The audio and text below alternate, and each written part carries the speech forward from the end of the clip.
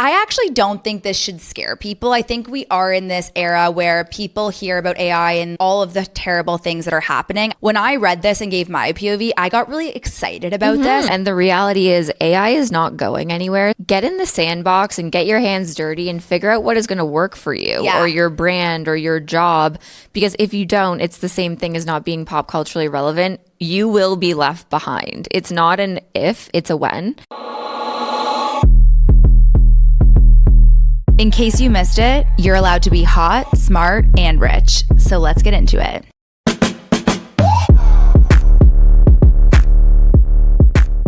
One, two, three. I got my clapper back. Katie Sellers, are you ready to get hot, smart, rich? So ready. Let's get into it. Let's get into it. So you're back on the mic. I'm back. I'm here. I'm in LA, again, which is fun. After a crazy travel weekend, because we both got back after American Thanksgiving, which...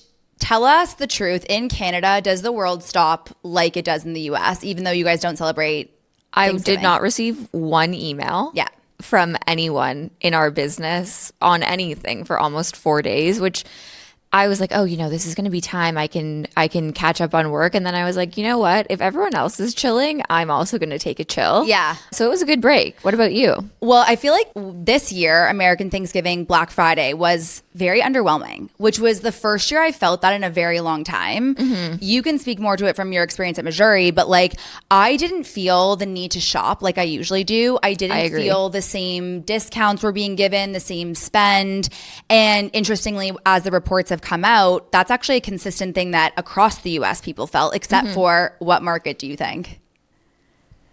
Like country? No, Tweens. Oh, Tweens. Tweens have just taken over everything. But so they had crazy shopping numbers. And I feel like this is the theme of this year is two truths can be true at the same time. So even though I thought that Black Friday was totally underwhelming and I didn't feel the need to shop, they still hit the numbers out of the park. So Shopify reported that $6.2 billion in total sales were made on Friday, which is up 25% from last year. Even though I didn't feel like it was that amazing of a sale.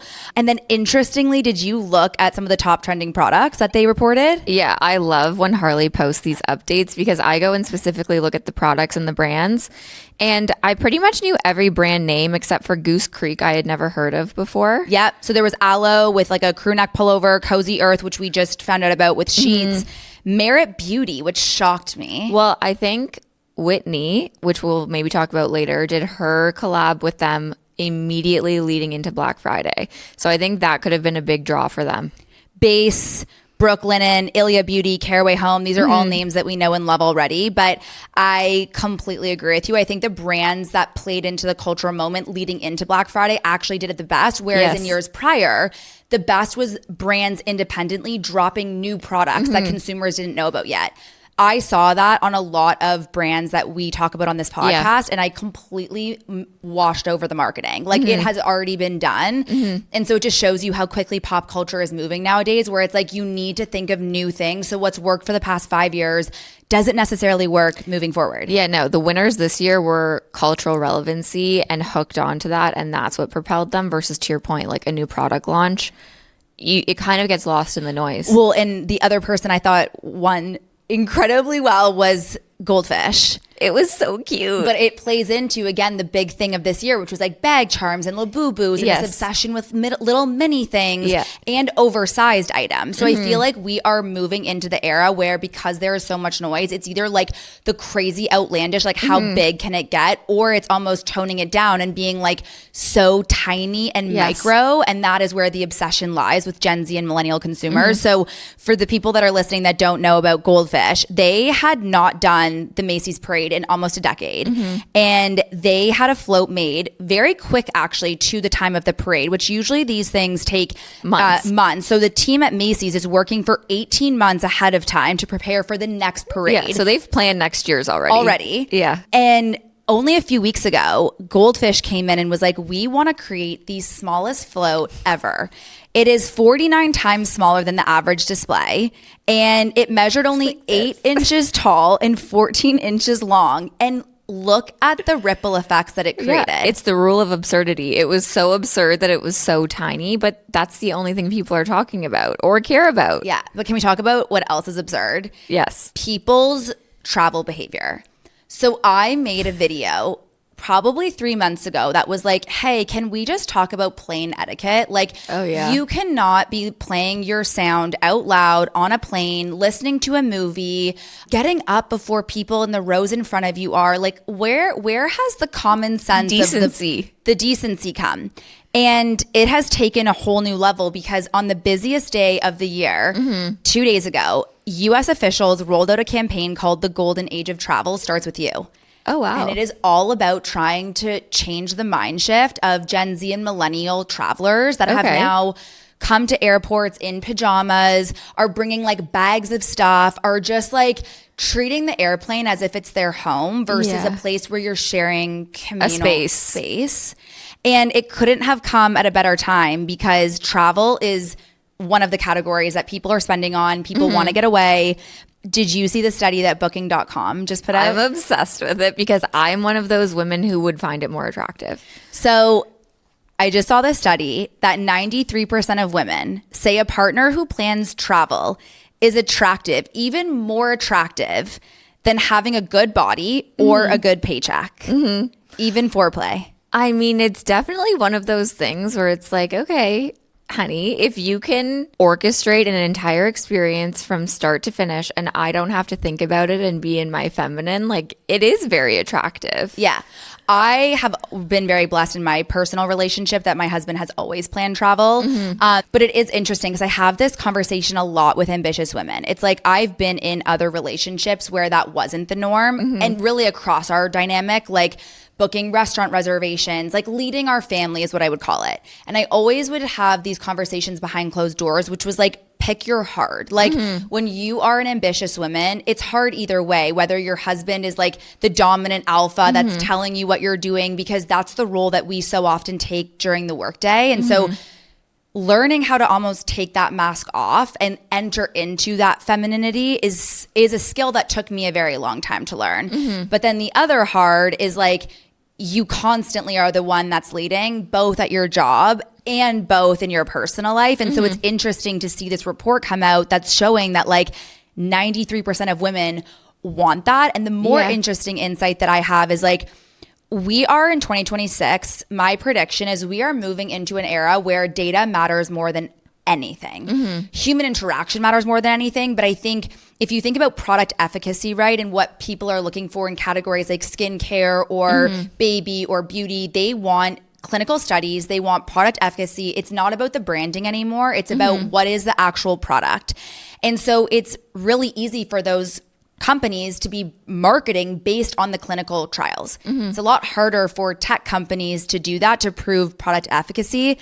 So I actually loved the insight that Booking.com took it upon themselves to run this study, then build an entire marketing campaign out of it, and is now able to use this data to be able to influence real decisions. And I don't know if you've seen it on TikTok, but This Guy Books. I'm obsessed with This Guy Books. It is so good. And it's like one of the things that I think has actually cut through the noise. And for me, like Booking.com is not sexy, but they've made it sexy. They've made it sexy. And like the real life data, to your point, they've done a really good job of entering the race of like what is real. And that's going to be so important heading into next year. There's so much fake online, so much created content that's just like schlop, and they really cut through the noise. And honestly, like I could see it winning an award for like best marketing campaign of the year. Yeah. It was iconic. Did you send it to your husband? Well, I was in the midst of traveling to come here, so I haven't yet, but I will be sending it to my loving husband tonight. All the HSR girls that are listening to this, send this to the male in your life and let's see what happens. And I think just to bring it back to like, for the entrepreneurs out there who are looking for a way to cut through the noise and to do something creative, think about doing something like this. Like you can create your own viral moment, even if it's not put into your lap, and like plan for things where you can plant seeds, do some background work, and then make a moment out of it. And I think that's exactly what Booking.com did. Like they weren't sexy and now everyone's talking about them. Literally everyone. They were on, and I heard about it through CNBC, and it was like, I think the head of PR that was going on and talking about the segment, and it completely cut through all of the Thanksgiving, Black Friday marketing. Yeah. Genius. Okay, we really need to talk about Dancing with the Stars. Oh, yes.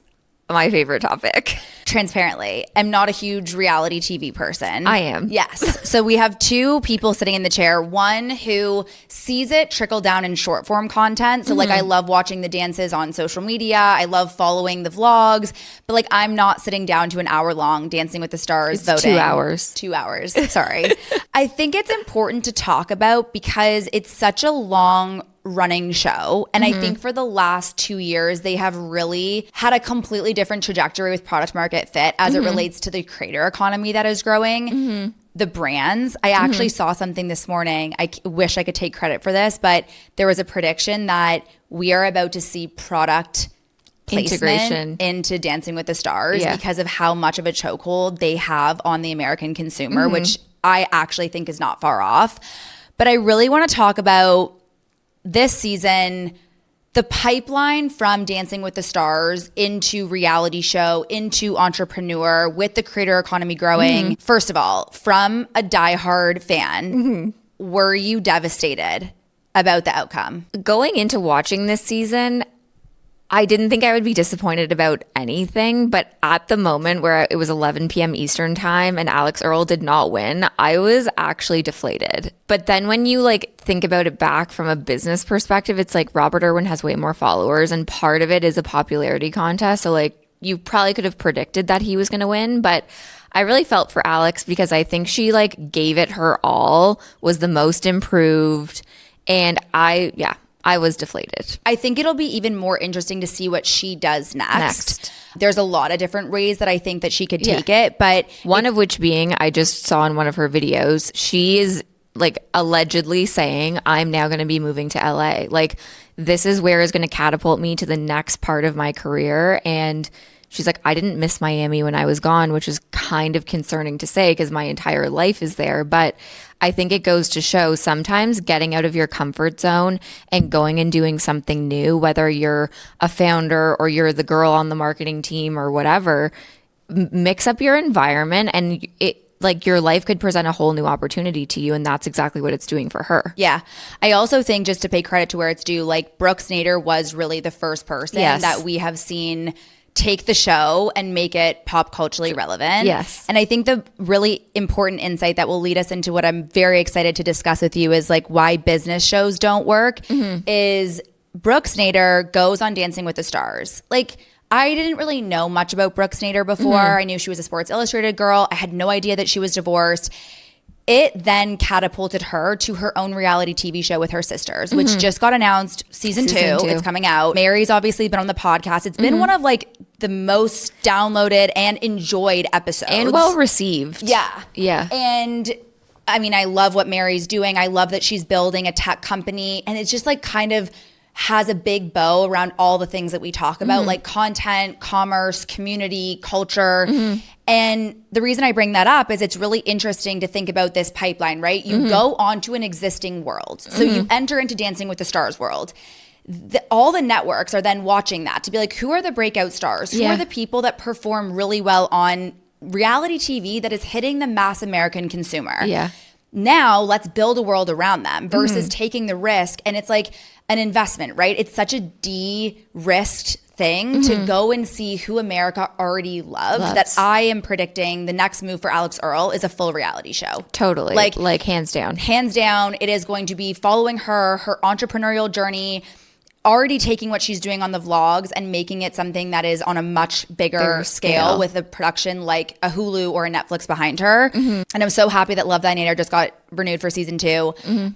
I have been thinking, and something I talk a lot in behind closed doors with executives and people in the HSR ecosystem is like, why Dancing with the Stars, Love Island, Love is Blind takes over pop culture and is almost like you can't ignore it. No. Everybody, every brand is playing into it. Like if you are not paying attention to this, you are dead in the water as a brand. Yeah, you're missing an opportunity. You're not just missing an opportunity, you are not going to be relevant anymore and you ultimately could fizzle out as a brand. The best brands like Poppy this weekend, I don't know if it was timed, but they released their campaign with the Nader sisters. That was the huge promo for 30% off of Poppy on Amazon. This is a Pepsi-owned brand. They are going after these Dancing with the Star reality TV show at the moment that they are announcing a huge thing.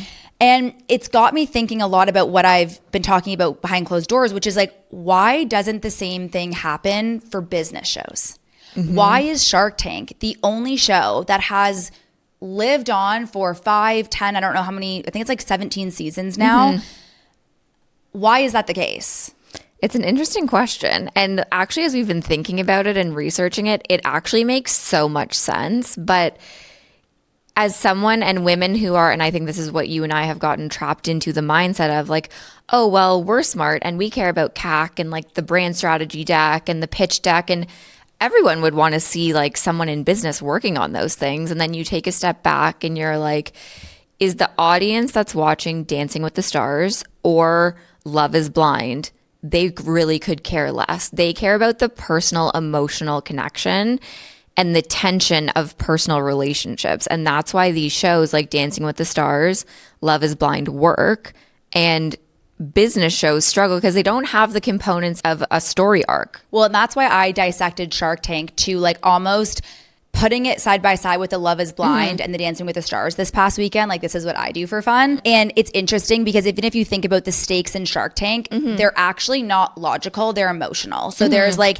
the founders who are kind of positioned as the underdog. And then you have the sharks who are billionaires and or millionaires who have built a very specific career. So we're talking Kendra Scott, Mark Cuban, Allison Ellsworth. Right. Yeah. So they're known. And there's a clear character. There's clear tension between the characters. There's a clear winner and a loser in every single segment. Yeah. And there's clear dynamics. Or there's the dynamic of I have multiple offers and then the power shifts back to the founder. What am I going to choose? Right. Which goes back to this whole idea of what we talk about on the show, power, money, like feminine. These are all characteristics and themes that are brought in through Shark Tank, which is why it has survived as long as it has. Whereas I feel bad saying this, but like, because I actually know the winner of the show On Brand, it just didn't hit. Like it just fell flat. And it was this huge hype around these two huge executives that were going to be bringing in all of these amazing people and brands and doing this marketing competition.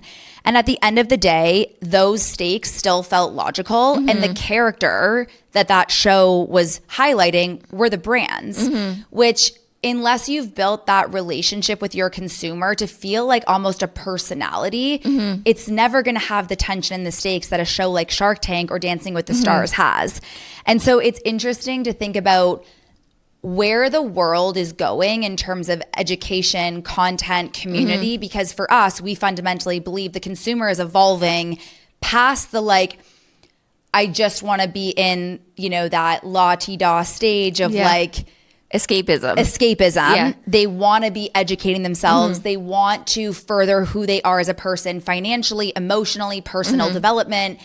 But how do you actually do that when you know the formula of what works? And I think it comes down to knowing what format works for delivery of what topics, right? And that was something else I think we uncovered was business shows don't work on video because to get someone to sit through and watch a 45-minute episode of something takes a lot of work.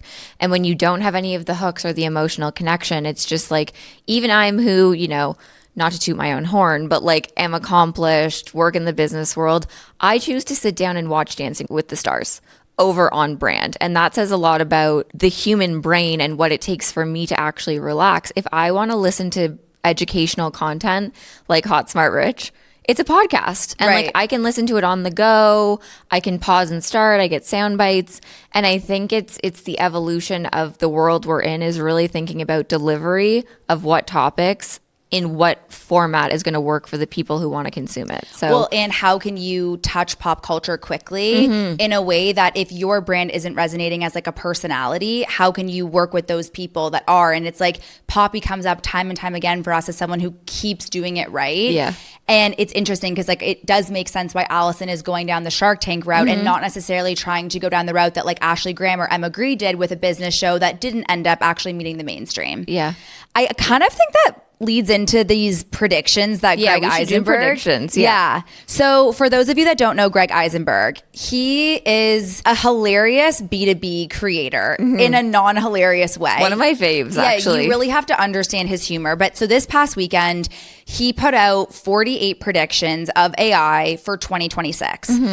Some of them are relevant for HSR, some of them are not. So how we're going to do this segment is Katie's going to read out the predictions that we identified. I think there's like 8 or 9 that are the most relevant for HSR. And then I am going to give the HSR POV on them. I actually don't think this should scare people. I think we are in this era where people hear about AI and like all of the terrible things that are happening. I actually think when I read this and gave my POV, I got really excited about this and where I think this is all going. So let's start with the first one. And the reality is AI is not going anywhere. So this is like, get in the sandbox and get your hands dirty and figure out what is going to work for you or your brand or your job.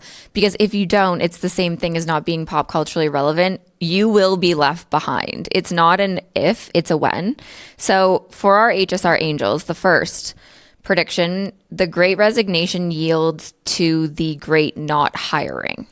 So my thesis on this is that this is already happening. And what that will actually turn into is Gen Z will become entrepreneurial by force, not by inspiration. It's not like they're going to, every single person in Gen Z is going to want to be an entrepreneur, but it is going to happen because there aren't the same job opportunities that happened for us when we graduated. They are going to have to start their own companies. And so I think there will be a lot more micro solo entrepreneurs that are then leveraging AI to actually run their business. Okay, so the keyboard starts becoming seen as an old niche input device. Eventually, yes, but there is no way that we are getting rid of your computer, your iPad, and your phone this year. And interestingly, I just got my first pair of Ray-Ban Meta glasses. So when I was at the WhatsApp office, I actually like did a whole tour of the new ones that you can't even get yet. And yes, people are starting to implement these devices into their everyday life, but we are not in 2026 going to see the keyboard become obsolete. The one thing that I do actually think will happen, though, is that writing thank you notes and physical communication between people will actually become much more important. So like people will bring a notebook to meetings and then their AI glasses will translate that into a note for them where like they aren't being distracted on their computer. They're able to actually be more in the meeting and use the technology to further how they can stay engaged without having to do it themselves. Yeah, I can definitely tell for me, I am using my keyboard less, but more intentionally for things that really matter. So the AI tools that join my meetings or my use of voice notes and dictation has like gone through the roof, which has actually been transformative for the way that I work. So I agree. It's not this year, but I can see it's starting to reduce and becoming more impactful in certain ways. Yeah. Okay. Next one, which is maybe about like Gen Z having to be more entrepreneurial, but is that micro companies will explode in volume and weirdness. And I love the word weirdness. Well, I think to further that one, it's that there's going to be these tiny online tribes that become the real career path, is Greg's prediction. My rebuttal to this is like tastemakers will become so much more important. And I think now with everyone having the ability to share their ideas, I don't think you can teach taste. And so I think that, yes, like it will be an impact to not only the companies that are built, but also the creators that actually come to the surface in 2026. It'll be based on taste, not necessarily volume of things that you're producing, because everyone will be able to produce so much content. It will be really based, I think, even less on speed, but more on POV. And how people create things that allow you to feel genuinely fulfilled in your life, and people will resonate with those types of creators. Yeah. Okay, next. And I actually like really think about this as a parent of a young child.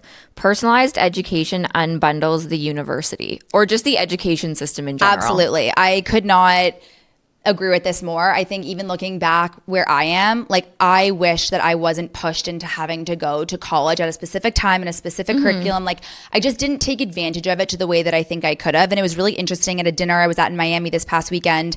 There was a couple at the dinner that had a huge profile piece about them in the New York Times, and they called the creator the Tony Robbins of influencing, because they have started to build an influencer school to learn how to be an influencer. And interestingly, the reporter asked to bring on a Stanford educator that teaches social media, has like under 2,000 followers, and kind of gave a like critic of what they're doing and kind of saying like, oh, well, they don't have a Stanford degree and they're not actually going to school and taking a curriculum. And the two founders at the table of this new generation of school was like, that's just so old school. Like, I don't even know if our kids in the future will finish high school based on where education is going. So I completely agree with this. I think people are learning through AI much better than they would even being in a classroom of 1,000 people at a university campus. Well, think about a college degree takes 4 years to complete. Think about how fast things are evolving in 4 years. You could start a program and at the end of 4 years, a job that you think you might have could no longer exist, or a completely different field has popped up. And so I really think about it for my son, where I'm like, does even a classroom model of grade 1 to grade 12 even work anymore? Like, I just don't know. And it'll be really fascinating to see. Homeschooling. Okay, next one. Human in the loop becomes a luxury feature. Yeah.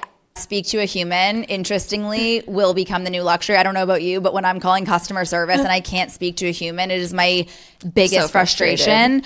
It will become a class-tiered system like airplanes are, which based on what zone you are in is when you board, how much luggage you're able to bring on.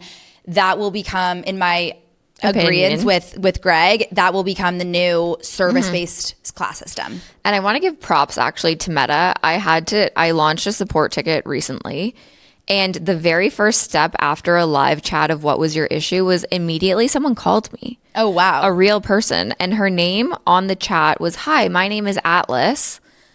I'm going to give you a call." And in that moment, I was like, oh, Atlas, I must be talking to AI.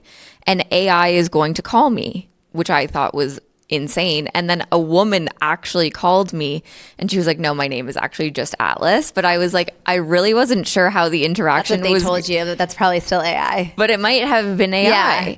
But it made it feel like a very personal experience. And I left it feeling, wow, Meta called me and I spoke to a human. So yeah. Okay, next, the death of the average influencer. It's going to resemble what's happening with the K-shaped economy currently. There's like no more middle class completely.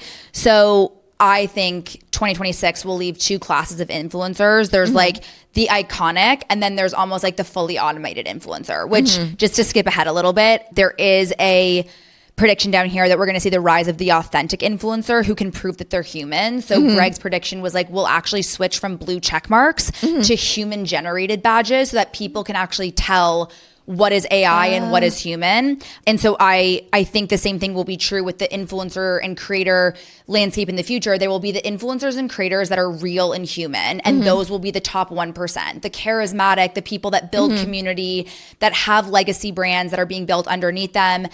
The middle class of influencer will die off, and then there will be like fully not human generated influencers, like AI generated influencers. And the ones who will win will be the ones who have charisma and personality and can engage people in person. Right. Which brings me to Greg's next point, which is trust premium explodes.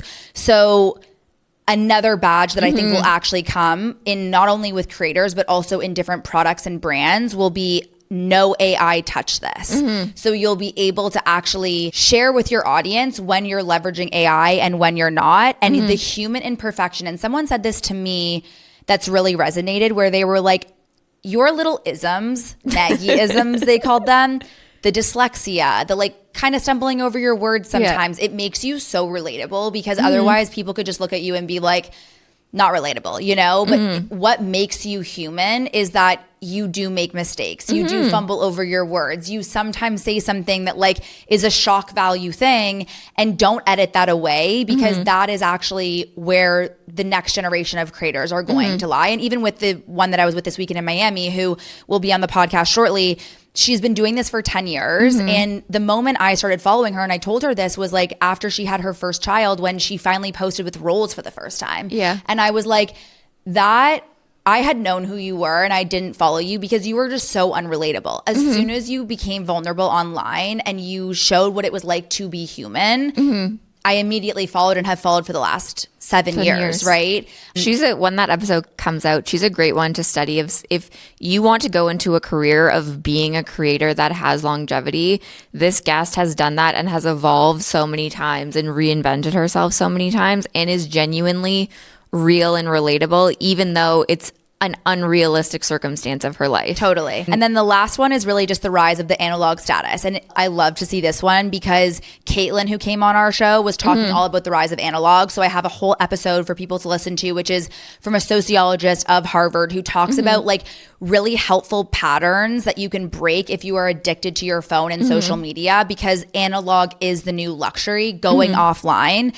And I think what we're about to see in 2026 is aspirational slow living in an AI world. So we'll see the rise of creators like Ballerina Farms and Paige Lorenz and all of the people who are living completely out of the city. I think other things that will be huge, film cameras, handwritten notes, like acoustic instruments, they will all signal something that AI can't replicate, which is like that human connection and friction. So I think it was just interesting to go through other people who I really respect and kind of give our POV. There was also a lot that I didn't necessarily agree with, which is why I didn't feel like talking about them here.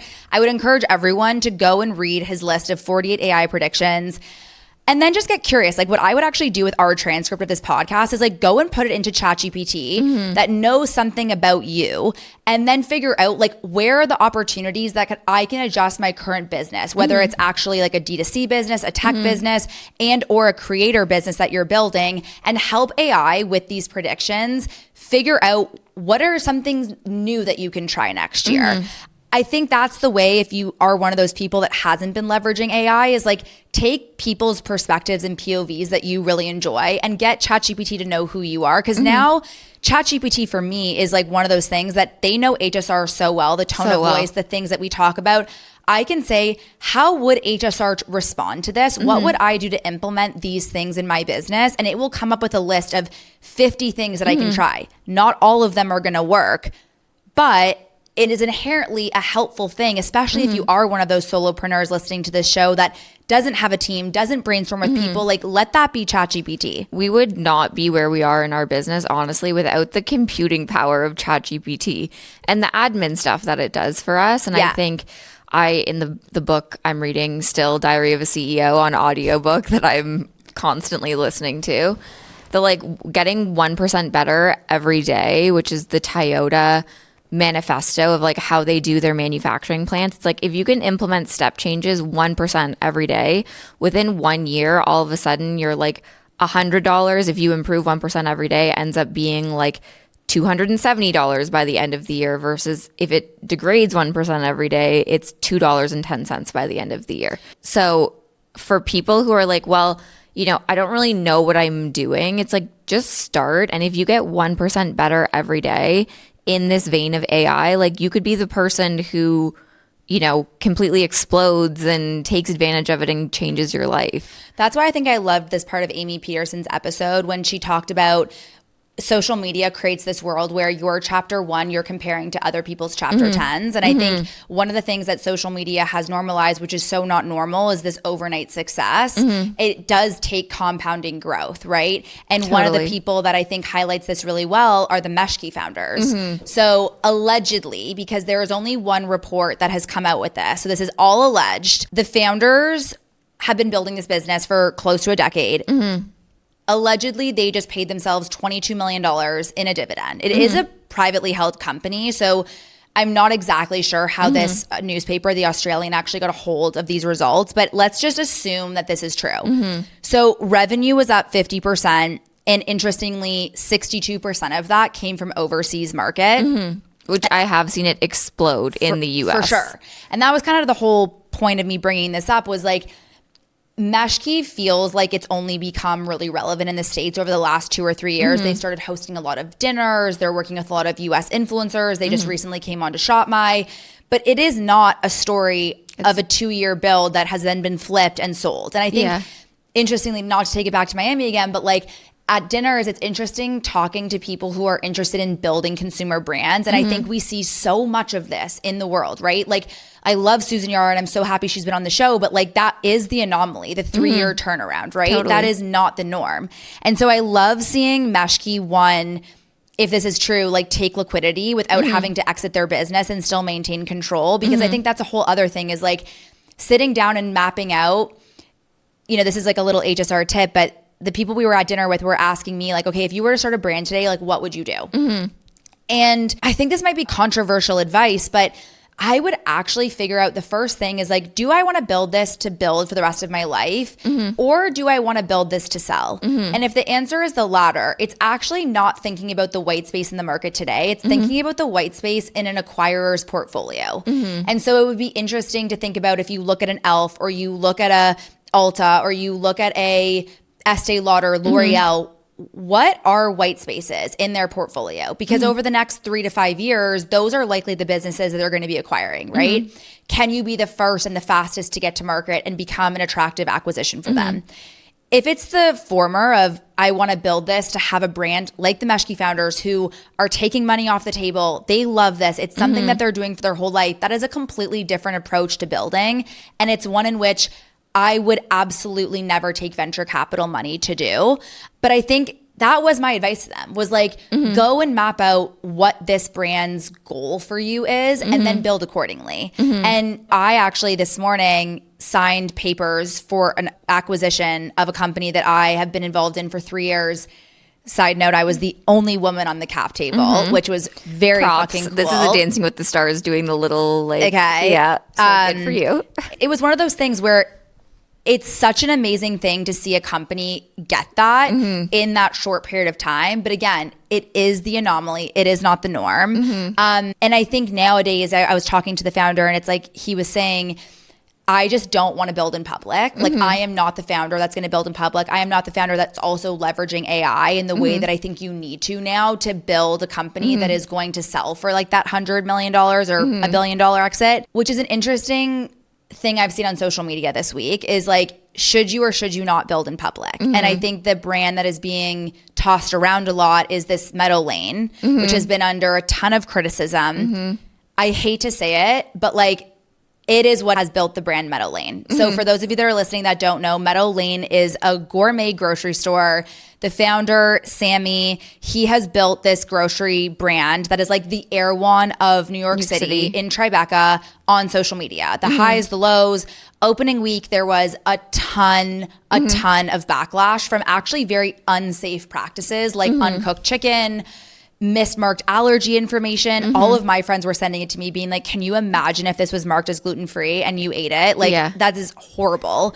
Because he has no operational experience. But neither did Matt Corrin when he launched Freshie. And we went public when I worked there.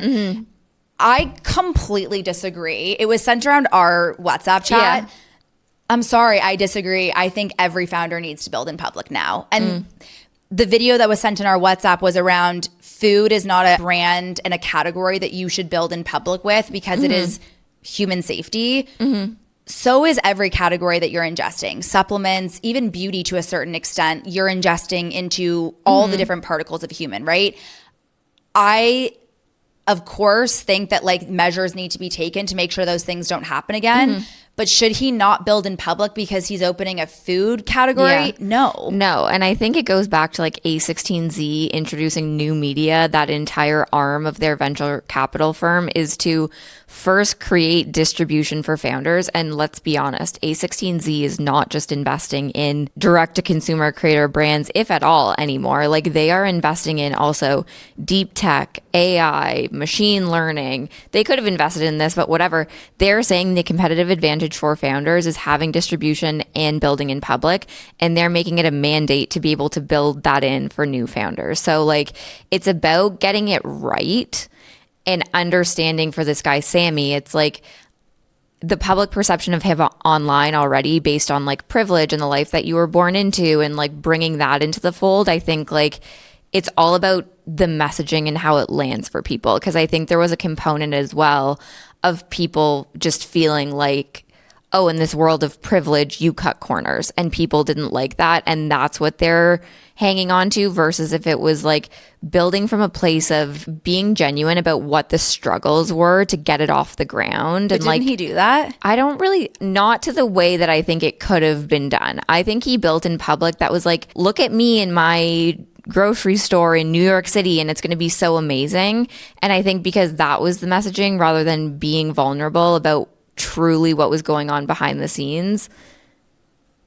I think right now, the through line that I'm seeing in culture and in brand marketing is like, we are in the messy middle right now. Totally. We are in the middle of, you hear on the one hand, people like Lucy Guo saying like, when I was fundraising or trying to sell my business, you are not putting online the hardships of building the brand. That is the old world of building a company. We have now been introduced to this way of vulnerability and relatability and understanding what's actually going on. And it is the messy middle, because the brands that are going to put that out likely will suffer. And I actually give my portfolio company a lot of credit, Christine. She is very open about the highs and lows, both in her personal life and in the business. Yeah. And maybe that has hurt her, because the oligarchs of the industry, the gatekeepers, are not used to seeing that. So the people that are deploying Series A, B, C, D, it is changing though. And hence your point on A16Z, I think for founders listening to this that feel caught between two hard places of like, where do I push? Where do I not?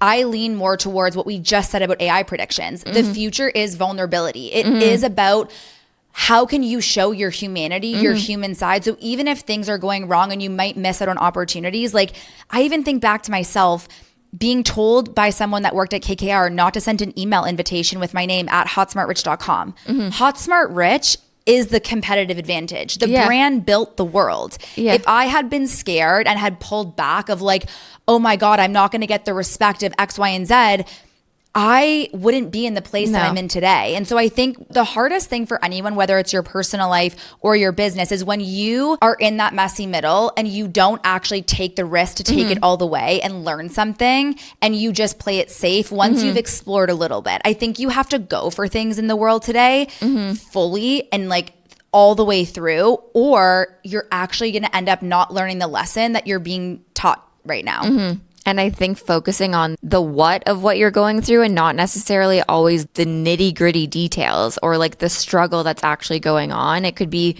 you know, I'll just use Locker as an example. The what is there are copycats and it annoys me.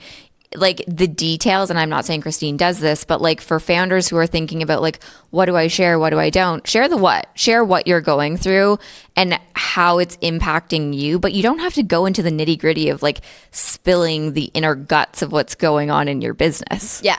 Absolutely. I think this is also related to creators, right? Like this is why there's been such pushback on Alex Cooper, where it's like she started her brand being this person that like let the entire audience in. And it was like, she uses the words herself. She took advantage of her life and shared that and almost like exploited it in her words.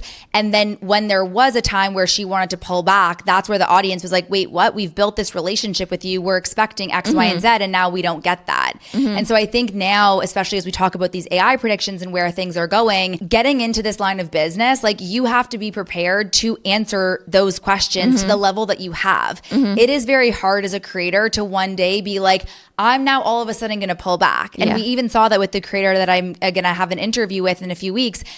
She was a vlogger. She then was like, you know, my kids are getting older. I kind of want to pull back, got to a podcast, and then has now realized like, actually the audience really misses the vlog. I need to get back to that format. It is very hard as a creator to pull back different areas that you once have been open about. I mean, it's the same in anything. It's even like, think about if you are a manager at a company. If you give too much to your employees that you've hired and you share too much and they think that you're friends, if you have to pull it back and then like give someone feedback or discipline them on something, they're like, wait, I thought we were friends. And the whole power dynamic shifts and is off. And it's the same for creators. If you give people things and you exploit your life, you expose whatever, and all of a sudden you don't, they're like, can I trust you anymore? Yeah. Do I relate to you?